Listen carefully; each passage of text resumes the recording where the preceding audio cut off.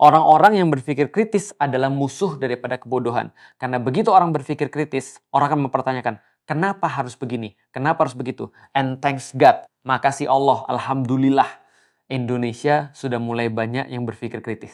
Udah mulai banyak yang melihat, kayaknya ini nggak benar deh. Udah mulai banyak berkata, bukannya harusnya begini. Udah mulai banyak yang nanya, apakah ini adalah cara yang paling bagus? Atau ada cara yang lebih bagus lagi? Atau pantas nggak sih seperti ini? Nah, ini adalah sesuatu berpikir kritis. Maka musuh daripada industri kebodohan ini adalah orang-orang yang berpikir kritis. Dan Islam datang untuk mempertanyakan segala sesuatu.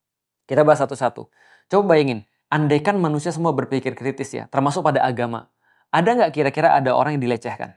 Tiba-tiba ada cewek yang datang dipanggil sama ustadznya atau sama kiainya. Terus dikatakan, "Dek, coba buka dulu kerudungnya." Dia mikir begini, sebentar, kenapa harus buka kerudung? Nanya, "Kiai kenapa aku harus buka kerudung?" "Ya aku cuma pengen ngeliat aja kamu tuh sesuai dengan syariat atau tidak." Ya kan ada yang cewek kiai, ada ustadzah yang cewek, atau boleh aku mau buka tapi di depan istrimu ya. Ternyata istrinya juga bilang, "Ya buka aja deh." Nah berarti istrinya gila tuh. Tapi coba bayangin kalau ada orang yang berpikir kritis. Coba buka bajumu dek. Dia bilang, "Emang kenapa kiai? Aku mau periksa, emang kamu dokter?" Yang berpikir kritis nih. Dek mohon maaf nih, aku mau ngecek rahimmu." Gila. Penyucian rahim alasannya. Bayangin, kalau ada orang-orang berpikir kritis, apakah perkara-perkara ini akan terjadi? Enggak. Karena orang berpikir kritis. Tidak serta-merta karena dia kiai, setiap perkataannya benar. Tidak serta-merta karena dia adalah seorang presiden, lantas setiap perkataannya pasti benar. Tidak serta-merta karena dia influencer, lantas setiap perkataannya bagaimana. Itu berlaku bagi siapapun, termasuk aku yang ngomong. Cek. Recheck lagi. Berpikir kritis. Karena berpikir kritis itu gratis.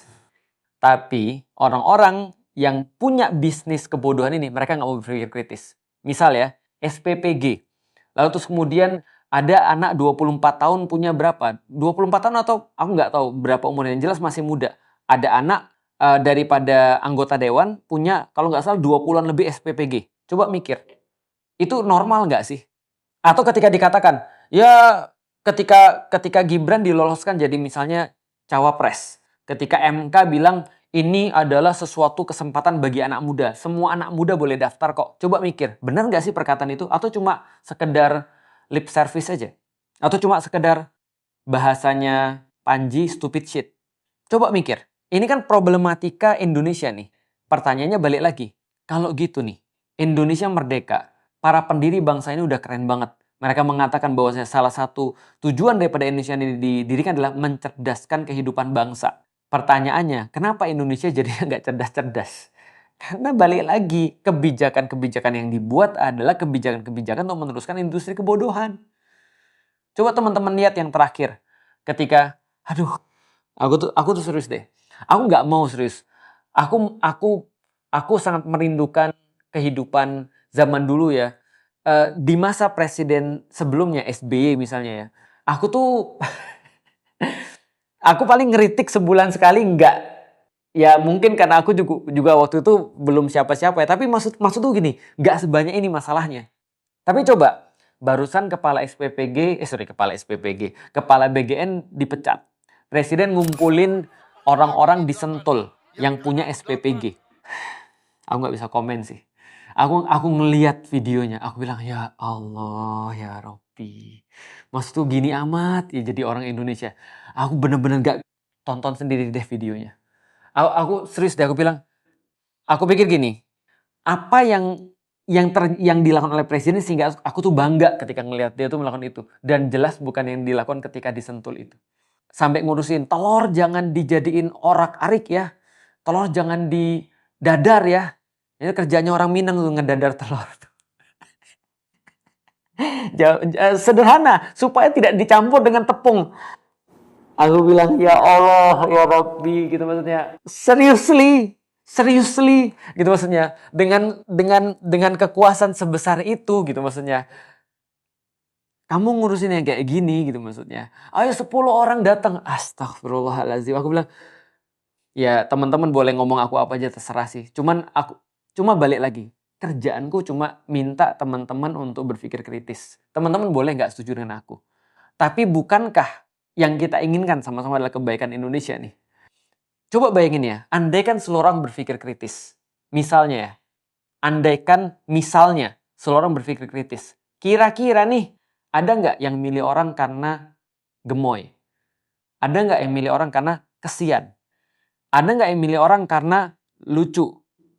By the way, meskipun orang-orang Indonesia itu nggak pinter semuanya, tapi kalau Anda milih seorang suami nih, masa milihnya karena cuma lucu?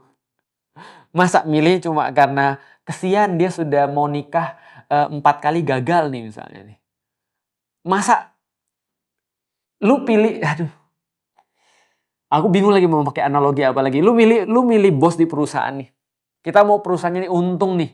Serius lu milih karena fisik, bukan karena sesuatu yang sudah, oh, MU milih manajer nih. Misalnya kita nggak usah ngomong negara nih, kita bilang MU aja nih misalnya. Oh sorry, nanti aku diprotes. King MU. Nih, masa milih manajer ya? Cuma gara-gara lucu manajernya.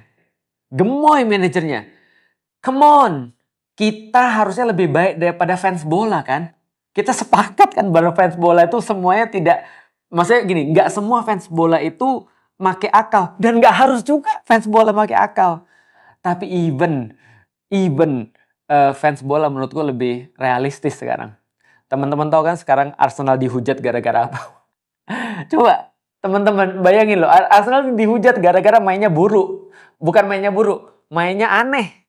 Gitu maksudnya, itu dihujat kan. Lah Indonesia nih masa Anda merasa baik-baik aja? Come on. Kerennya berpikir kritis ya. Kalau Anda berpikir kritis, Anda terus kemudian ngelihat bola, itu jadinya cakep tuh ngelihat bolanya tuh. Anda kritis ngelihat anime, jadinya bagus tuh. Tapi kalau Anda tuh nggak kritis ya, aduh. Bahkan dolar naik pun Anda harus belain gitu maksudnya. Itu dolar naik bagus ya udah besok 100.000 aja tuh. Gitu kan ya. Coba kita lihat tuh seperti apa. Ini udah berapa? 18.000. Aku nggak tahu besok berapa. Padahal katanya Indonesia merdeka 17.845 nih. Ya kan? Ini udah 18.000 nih. Ini udah lewat daripada merdeka nih. Nah, balik lagi. Solusinya adalah aku nggak mau muluk-muluk. Aku mau berpikir tentang bagaimana cara pemimpin yang baik. Aku nggak mau berpikir tentang bagaimana cari buat partai yang baik. Atau misalnya kayak segala sesuatu. Enggak sih. Aku mulai dengan yang Rasul mulai. Yaitu adalah pembebasan pemikiran. Kita harus kritis dulu. Itu dulu yang kita mulai sih. Kalau Nabi turun lagi ya, aku yakin 100% kalau Nabi turun lagi, ada Nabi lagi, aku yakin 100% Nabi itu pasti akan banyak nanya ke kita. Sebagaimana Rasul ngasih banyak pertanyaan ke orang. Kenapa harus kamu makannya beda padahal kamu sama-sama manusia? Kenapa perempuan harus dijauhin ketika dia haid? Kenapa harus begini? Kenapa harus begitu? Kenapa harus begini? Kenapa harus begini? Segala macam. Dia pasti melatih berpikir kritis. Karena berpikir kritis diawali dengan pertanyaan. Artinya, nggak ada yang nyuruh kamu untuk berhenti bertanya. Tuhan, Allah, nggak pernah nyuruh kamu untuk berhenti bertanya. Yang nyuruh kita untuk berhenti bertanya adalah siapa? Manusia, terkhusus buzzer. Itu yang buat kita untuk berhenti nanya, untuk kritis. Selamat berpikir kritis, karena itu yang akan mulai untuk bisa memperbaiki Indonesia. Dan politik itu diawali dengan berpikir kritis. Bagaimana cara untuk ngurusin manusia yang benar. Assalamualaikum warahmatullahi wabarakatuh.